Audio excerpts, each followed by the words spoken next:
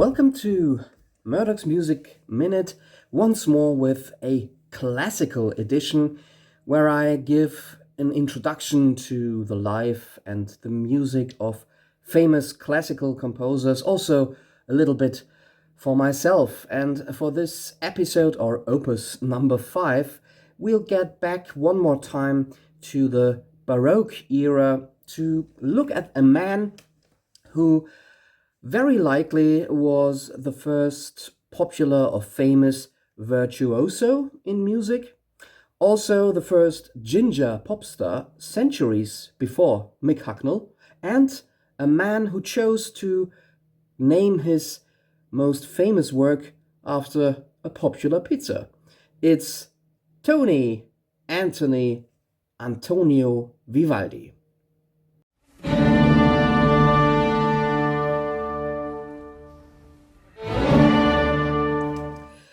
I'll present a little bit about what's known of Vivaldi's life, and of course also will give you little excerpts from tracks, pieces for beginners who want to get into the music of Vivaldi. So with the last two episodes we were already leaving the Baroque era and entering the Viennese classical phase in classical music.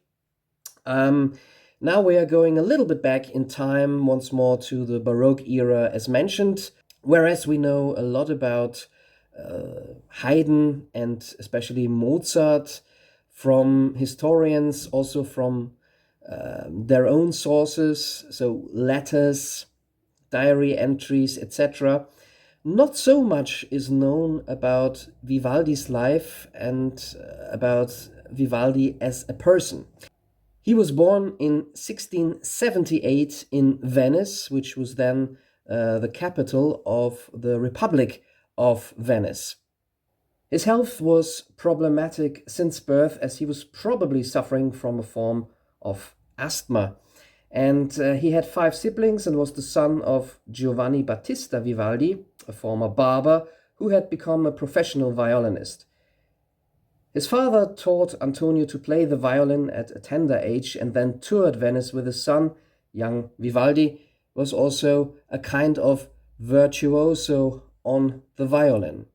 In 1691, at the age of 13, Vivaldi composed his first liturgical work, Letatus Sum, and at the age of 15 he began studying to become a priest, maybe also because that was a quite secure occupation back in the 18th and 19th century. He was ordained in the year 1703, and due to his inherited red hair, he quickly gained the nickname the Red Priest, Il Prete Rosso. Directly after his ordination, Vivaldi practically turned his back on the church service and went to seek employment in a more worldly profession, namely as a musician. And already in September 1703, he became the maestro de violino, the master of the violin, at an orphanage in Venice called the Pio Ospedale della Pietà, the Devout Hospital of Mary. Although his talents as a violinist probably secured him the job, he soon became a successful teacher of music there. He composed most of his major works while working at the Ospedale. He composed concertos, cantatas, and sacred vocal works for the orphans to perform. Vivaldi had to compose a concerto or oratorio for every major feast, and not only taught the orphans music theory, but also how to play instruments. Vivaldi, however, was not an undisputed teacher. In fact, in 1710, he became a freelance musician for a year after the board of the orphanage had refused to prolong his contract, but he was quickly voted in again the following year. In that year, 1711, his Lestro Armonico, The Inspiration of Harmony was published. This was a set of 12 concertos which so impressed Johann Sebastian Bach that he transcribed 6 of them. It was dedicated to the Grand Prince Ferdinand of Tuscany. The prince sponsored many musicians and probably was a musician himself. It was followed in 1714 by La Stravaganza, Opus 4, a collection of concertos for solo violin and strings. In 1716, Vivaldi was then promoted to concert master and thus became responsible for composing 2 new concertos per month. That's what I call forced prolificity. His biggest successes, however, at first were in the field of the opera, which was the most popular genre in Venice during his time. He also had become the impresario of the Teatro San Anglo in Venice in the year 1714, where he premiered the nowadays lost opera Nerone fatto Cesare, which apparently was a success and contained contributions of different composers. Also during that period, Vivaldi composed his first great liturgical religious works, most notably Juditha Triumphans, with 11 singing parts that were originally performed all by girls of the orphanage. In the years that followed, Vivaldi wrote a couple of operas that are, however, mostly lost to the audiences nowadays. His style back then was deemed very progressive and even made him a few enemies among the older established Italian composers. At one point, there even was a pamphlet circulating around Venice that tried to denounce Vivaldi as a person and as a composer. Nowadays, we know of about 50 operas by Vivaldi, but he probably composed a lot more which got lost over time, but he never quite gained the same reputation and status as an opera composer like some of his other more famous contemporary composers or peers. In 1717, Vivaldi was offered a prestigious new post as the Maestro di Capella, the Kapellmeister, at the court of Prince Philip of Hesse-Darmstadt in the region of Mantua, in today's northwest of Italy. He moved there for 3 years and produced again several operas that are lost nowadays. Most of the 1720s were spent by Vivaldi commuting back and forth between Rome and Venice. It was also during his occupation in Mantua that Vivaldi composed his most famous work, The Four Seasons, 4 violin concertos depicting the 4 seasons of the year from spring to winter. And thus, this is one of the first pieces of so-called program music, so music that is meant to symbolize or depict a certain topic or scenery. We hear in the music flowing streams, singing birds, dogs, buzzing mosquitoes, shepherds, but also storms, dancers, silent nights, hunting parties, frozen landscapes, and even ice skating children. In terms of private matters, around that time Vivaldi became acquainted with a young singer, Anna Tessieri Giraud, who became his student, protege, and even moved in to live with him and her sister together under one roof. A situation that, of course, fueled a lot of speculations. The Red Priest, however, always denied any romantic relationship with either of those ladies. Vivaldi now reached the height of his career and popularity, receiving commissions from the nobility and even royalty of Europe, including the French ambassador to Venice and Charles VI, Emperor of the Austrian-Hungarian Habsburg monarchy. Famous works from that period are La Cetra, a set of 12 violin concertos, and the opera Fanace from 1730. Despite his worsening health, Vivaldi kept traveling constantly, but in his later years faced severe health problems, but also financial difficulties. In order to rectify the latter, he chose to travel to Vienna, hoping that he might get a post as the court musician at the court of Charles VI from the Habsburg monarchy. This, however, was a somewhat ill-advised decision on Vivaldi's part. Briefly after arriving in Vienna, the emperor died, and so Vivaldi was stuck in Vienna. After a rather miserable year in Vienna, Antonio Vivaldi ended up impoverished and died in July 1741 of an internal infection. He was buried in the St. Stephen's Cathedral, however, with the most modest setting. And he was buried in a rather simple grave. After the end of the Baroque era, Vivaldi's music was forgotten for the longest time, and it even took until the 20th century that his famous Four Seasons were rediscovered. Vivaldi wrote an incredible number of about 500 concertos, mostly for solo instruments, violin, cello, but also even bassoon, flute, lute, and mandolin.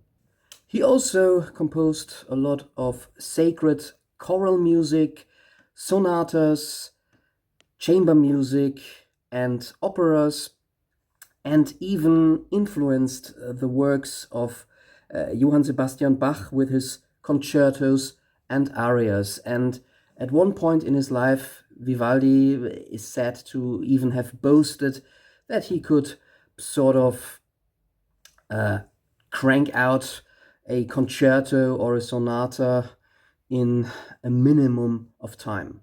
It was actually a bit of an academic or musical prank that revived the interest in and popularity of Vivaldi as a composer.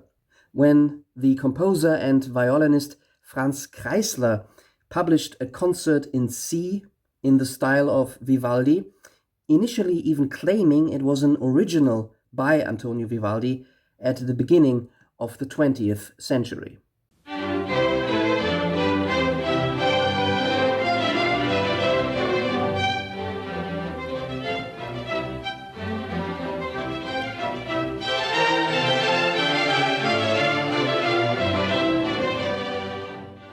But this actually led to a serious revival of Vivaldi's works.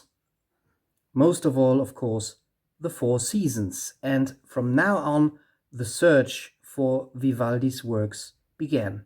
In 1926, for example, 15 bound volumes of Vivaldi's works were rediscovered in a monastery in Piedmont, including or containing over 300 concertos, 19 operas, and 100 instrumental works.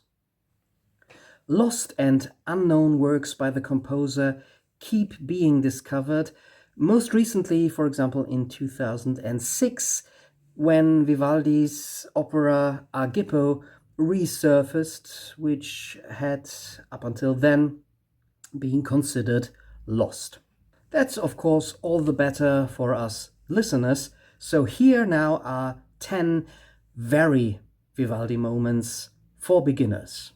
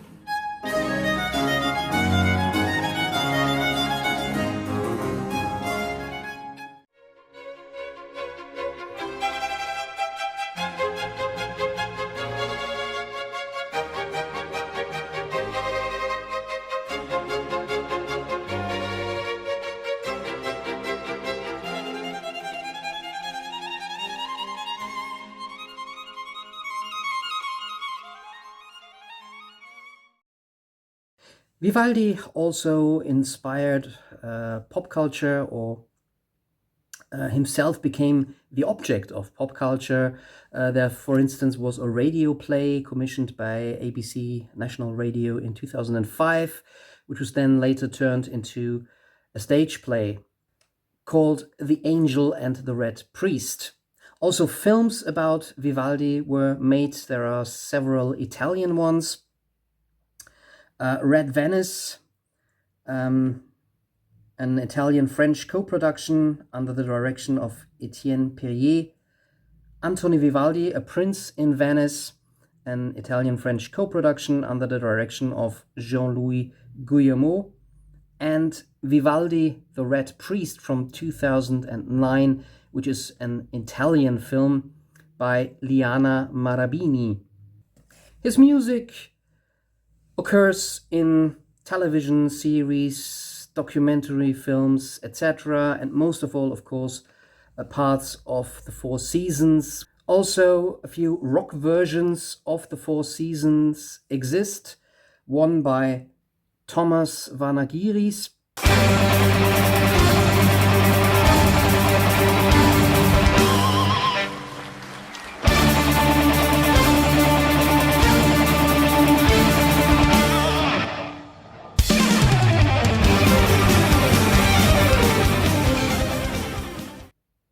And a second one by Daryl Way.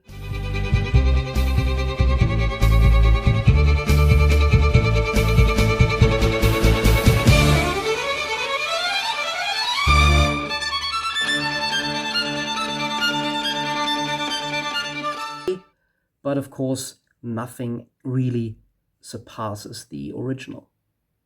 So I hope this return to the Baroque era was interesting for you. And me and Tara, the black rock and roll cat, say thanks for watching, goodbye, and maybe see you in another video, whatever that will be about. Bye bye.